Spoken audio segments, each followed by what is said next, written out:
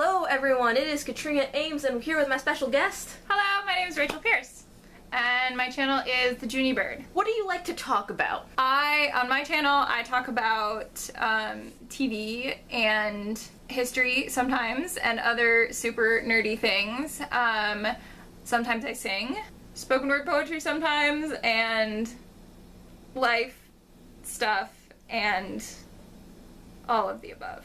I talk about a lot of different things. So we're going to talk about Hamilton today. Yes. Because it is both of our great loves. I am definitely in the Hamilton fandom. Is there a name for that? It's called Hamilfans, but it's hard to say. It looks great when it's written out, right? Beautiful. Beautiful. But we're going to talk about history and how the things that Hamilton did well and the things that Hamilton didn't do as well. Hamilton, the musical, is like a shockingly accurate portrayal of history. Like, I had to really look, because the reason I love this musical is because I am like a history nerd. Right. I have that unironic enthusiasm down for early American history and constitutional law.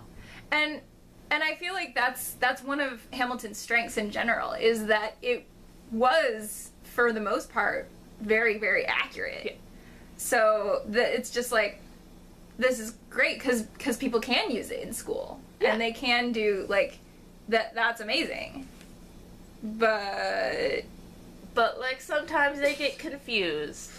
Or they take sort of creative licenses. It's good to keep in mind that Hamilton is not all of history. Yeah. It's very accurate for the portions of history that it does portray, but it's not an all-encompassing lesson on even the American Revolution. Yeah.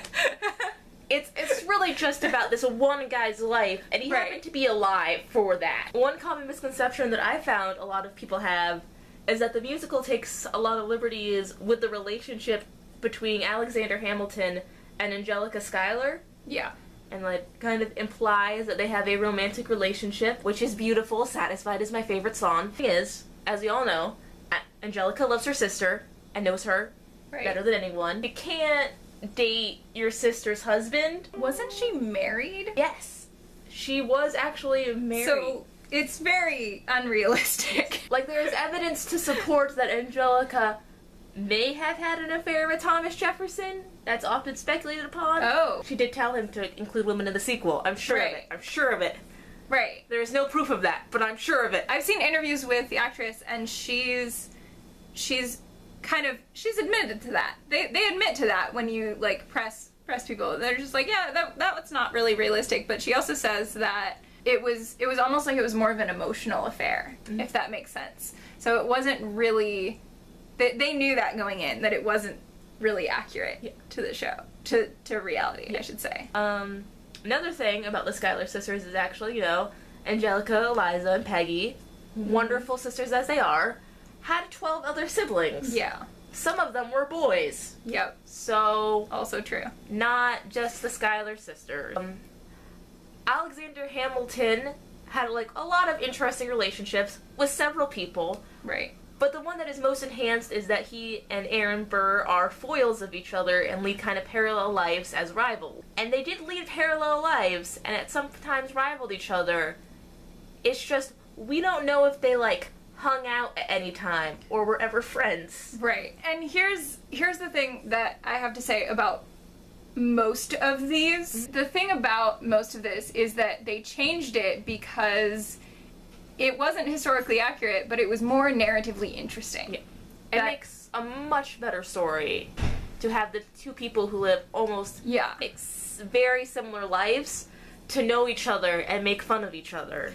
And so, to some extent, like, I'm just fine with it. And there are a couple other things that I found out from reading the Hamilton book. So when Philip, I mean, this whole video is basically spoiler alert, but serious spoiler alert. When Philip dies, there's a line in there about, like, how, we can't replace what you were. I'm not remembering the exact line right now. But in actuality, they had another son, like, a year later, and named him Philip. Yeah. So, like, Nothing like being named after your dead brother. Hope you weren't as big of a disappointment. I mean, it is quite literally an episode of CSI Criminal Intent that I remember seeing years ago. Like, you miss your son, and I get it. But, like, no one is replaceable, but also everyone is replaceable. the universe doesn't care about any of us. The scene with the bar, the story of tonight, when they, like, are all meeting at a bar for the first time. Yeah, that doesn't really happen. I mean, that's kind of unbelievable, even within the context of the story. You're just like, I'm just gonna go to this bar, and all my brand new friends are gonna be there. In fairness, I came to Boston and am meeting all of my friends, but that was very planned out on my part. Right. And to some extent, it's kind of like, oh, it's almost realistic because, like, bars and coffee houses were kind of, like, places of intellectual discourse at the time. But, like, you would just randomly walk into a bar and, like, instantly meet your 3 new best friends who you're gonna, like, fight the world with. Yeah. That's... Nope. Yep. Nope. Like, maybe you can do that in walking into middle school, but I don't not so much in the world. Yeah, the real world is much more complicated than...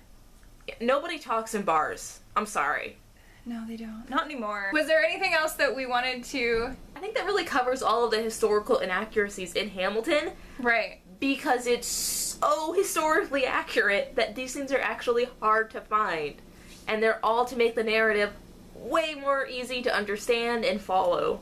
Yeah, I guess if I had anything more to add, I would just say, immediately after every point that you say, I just want to say, but it's because of the narrative! Hey, thank you everybody for watching this video about historical inaccuracies in Hamilton. Thank you very much to Rachel. You'll see another picture of her face. Click on that one to subscribe. Maybe it'll be right here. Yeah, like right there. That's a perfect spot. Right here is a place where you can subscribe to me, and between our 2 faces here, there's a video on her channel! Go watch it!